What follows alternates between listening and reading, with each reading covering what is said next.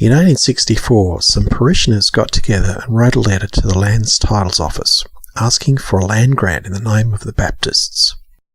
They weren't church officials, and they didn't have the authority to act on behalf of the church.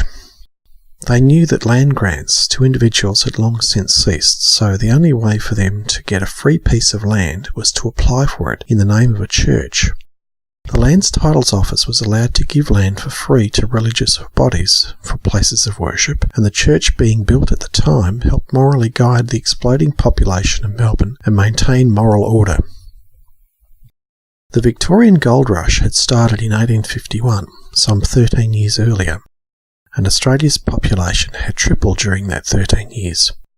47%, almost half of Australia's population, were in Victoria, mostly because of the gold rush, and Melbourne had become one of the world's great cities of the British Empire, being the largest city in the world at the time. The sudden explosion of great wealth and population is what resulted in the building boom in the Victorian timeframe, and is why Melbourne today has the best example in the world of Victorian period architecture. The importance of our history is acknowledged and protected by the heritage overlays in the planning scheme.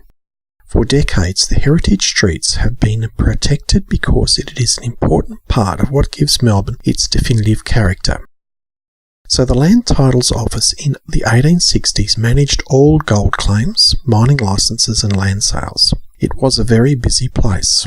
History also records it was a time of shonky behaviour in attempted land grabs, claim jumps and titles disputes, and royal commissions into the dealings within the Lands Titles Office at the time. So it is easy to see why applications for church land weren't scrutinised too closely. The Lands Titles Office was simply just too busy, and land grants for places of worship were low risk because Crown grants were awarded subject to very restrictive conditions of use. Use it as a place of worship, and a place of worship only, or hand the land back to the state. This piece of land adjacent to the Benevolent Asylum was always intended for community use. What the community needs now is childcare, schools, and more open green space. Please vote against this development and give the community a park.